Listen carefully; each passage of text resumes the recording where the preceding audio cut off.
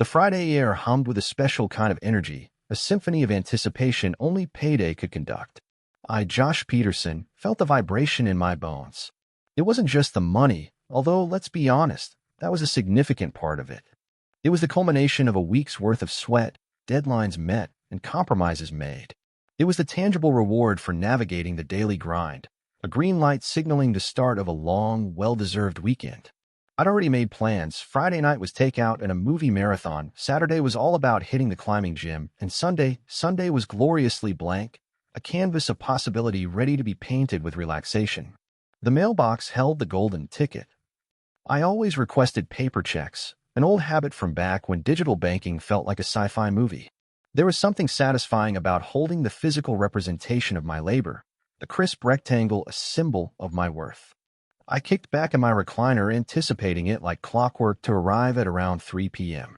I watched the clock slowly approach 3, and finally it was time to go out and get my check. The sun was shining, birds were singing, and the world seemed lighter somehow.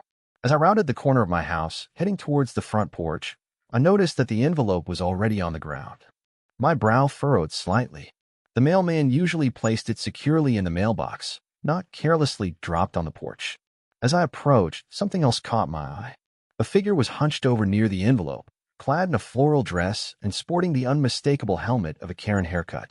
Karen Thompson, my neighbor, was standing on my porch. My stomach clenched. Karen and I had a history. I'd moved into the neighborhood about a year ago, and from day one she regarded me with open suspicion. Her welcoming committee consisted of veiled complaints about loud music. I generally listened at a reasonable volume, and pointed glances whenever I had friends over. It was subtle, insidious, the kind of racism that hides behind a veneer of neighborly concern. She was always passive-aggressive, always making sure to throw jabs that barely crossed the line. She would always question my friends or my girlfriend for even being there. It was starting to become a real nuisance, and I was wondering if and when I had enough of it to have to do something.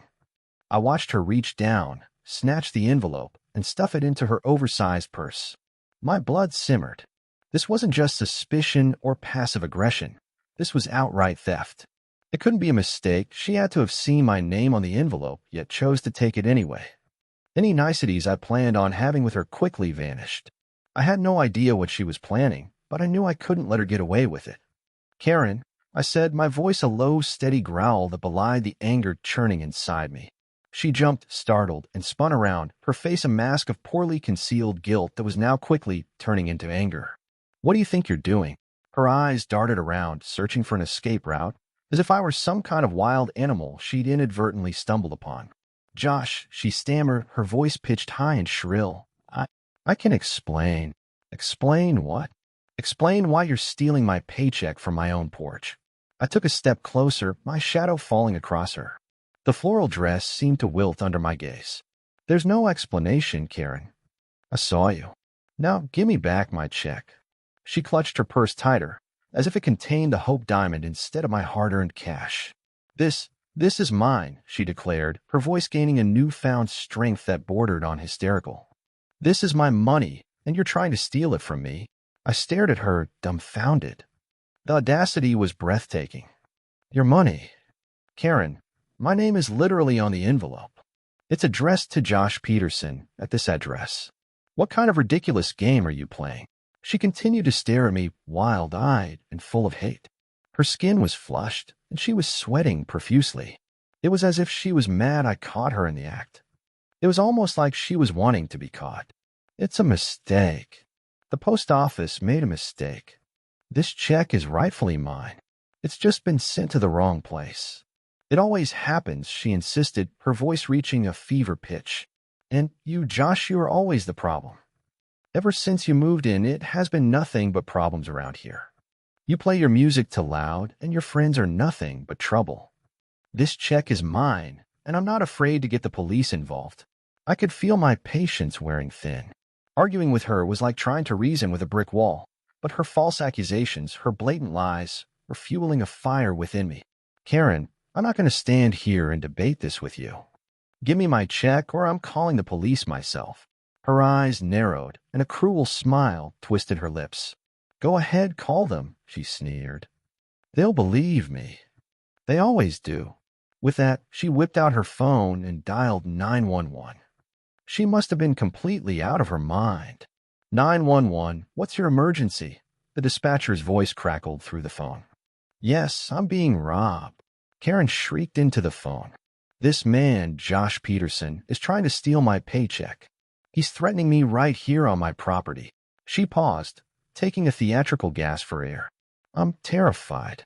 Please, send someone immediately. I couldn't believe what I was hearing. She was painting me as the aggressor, the criminal. My stomach churned with a mixture of anger and disbelief. This woman was truly unhinged. My mind raced trying to figure out what the next steps should be. It was infuriating to be on the receiving end of this. I was just trying to go about my day, and it felt as if she went out of her way to ruin it. Ma'am, can you give me your location? The dispatcher asked.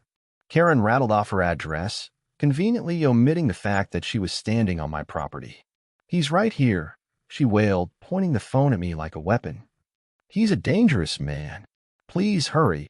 The dispatcher, undoubtedly trained to handle every type of situation, calmly reassured her that officers were on their way. Karen hung up the phone with a triumphant smirk. They're coming for you, Josh, she said, her voice dripping with venom. You're going to jail where you belong. I stood there stunned. My mind was racing with thoughts about what was going to happen.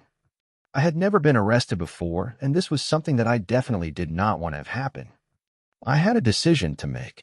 I could wait for the police to arrive and try to explain the situation, hoping they would see through Karen's lies. Or I could try to leave, which would undoubtedly make me look guilty. I decided to stand my ground. I had done nothing wrong, and I wasn't going to let Karen's twisted version of reality dictate my actions. As I stood there, waiting for the sirens to wail in the distance, I couldn't help but feel a deep sense of injustice. How could one person be so consumed by prejudice that they would resort to such blatant lies and manipulation? This was more than just a dispute over a paycheck. It was a reflection of a deeply ingrained bias, a willingness to weaponize the system against someone based solely on the color of their skin. The sirens arrived in a crescendo of flashing lights and blaring horns. 2 police cruisers screeched to a halt in front of my house, their presence instantly transforming my quiet street into a scene from a crime drama. 2 officers emerged from the vehicles, their faces grim and professional. Which one of you called? One of the officers asked, his eyes scanning the scene. Karen immediately stepped forward, pointing a trembling finger at me. He did. He's trying to steal my paycheck. I caught him right here on my porch. Her voice was laced with a dramatic tremor that would have earned her an Oscar if she weren't so genuinely malicious. The officer turned to me, his expression unreadable. Sir, can you explain your side of the story? I took a deep breath, trying to remain calm and composed despite the adrenaline coursing through my veins. Officer, this woman, Karen Thompson, is my neighbor. She was on my porch, stealing my paycheck from my mailbox. The check is addressed to me, Josh Peterson, at this address. I gestured towards the envelope, still visible in Karen's purse. The officer nodded, his gaze shifting back to Karen. Ma'am, can you show me the check? Karen hesitated, her face turning a shade of purple that matched her floral dress.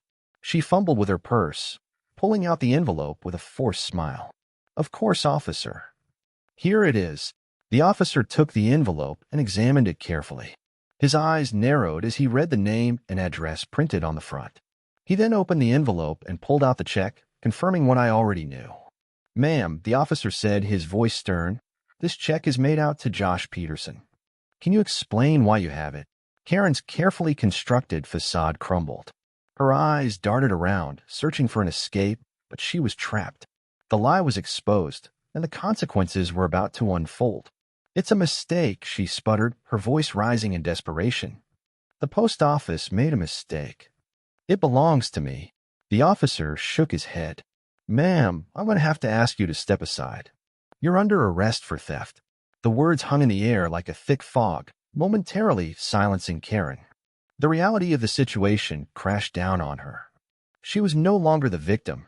She was the perpetrator. What? Arrest? This is ridiculous, she shrieked, her voice echoing down the street. I didn't do anything wrong. This is all a misunderstanding.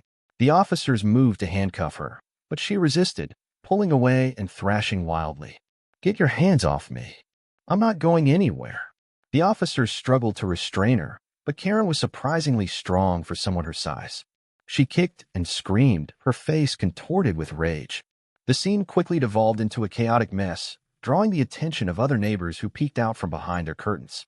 As the officers finally managed to get the handcuffs on her, Karen's gaze locked onto me. Her eyes were filled with a burning hatred that sent a shiver down my spine. "This is all your fault," she screamed, her voice hoarse. "You did this to me. You're going to pay for this. You hear me? You're going to pay." With a sudden burst of energy, she lunged towards me, her cuffed hands flailing wildly. The officers were caught off guard, and Karen managed to land a glancing blow on my arm. "Get her off me," I yelled, stumbling backward. The officers quickly regained control of the situation, pulling Karen away from me.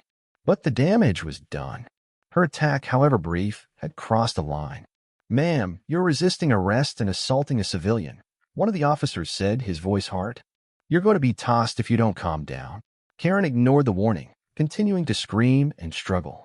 The officer pulled out his taser and aimed it at her. "Last warning," he said. "Calm down, or you will be tossed." Karen didn't listen. She continued to rant and rave, her face red with anger.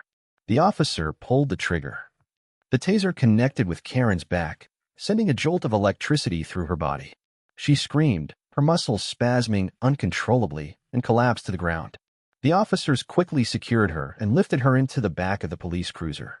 As the cruiser pulled away, its sirens wailing, I stood there on my porch, numb with shock. The events of the past hour had unfolded with such speed and intensity that I hadn't had time to process what had happened. I looked down at my arm, where Karen's blow had left a red mark. It was a small injury, but it was a reminder of the hatred and prejudice that had driven her to steal my paycheck and then attempt to frame me for a crime. The neighbors who had been watching from their windows slowly emerged from their houses, their faces a mixture of curiosity and concern.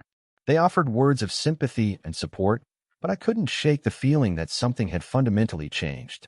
The peace and tranquility of my neighborhood had been shattered, and I knew that things would never be quite the same. The incident had exposed the ugliness that can lurk beneath the surface of even the most seemingly idyllic communities. I went inside my house, feeling drained and exhausted. I picked up the phone and called my girlfriend, needing to hear a familiar voice. I explained what had happened, and she listened patiently, offering words of comfort and reassurance. Later that evening, I received a call from the police. They informed me that Karen had been charged with theft, resisting arrest, and assault. They also told me that they were investigating her for possible hate crimes. While I was relieved that justice was being served, I knew that the scars of this incident would linger for a long time. But I also knew that I couldn't let Karen's hatred define me. I had to move forward, to continue living my life with dignity and pride. The weekend, once filled with the promise of relaxation and enjoyment, now felt tainted. But I resolved to make the best of it, to focus on the things that brought me joy, and to surround myself with the people I loved. Karen may have tried to steal my paycheck and my peace of mind, but she couldn't steal my spirit. And in the end, that was the most important thing of all.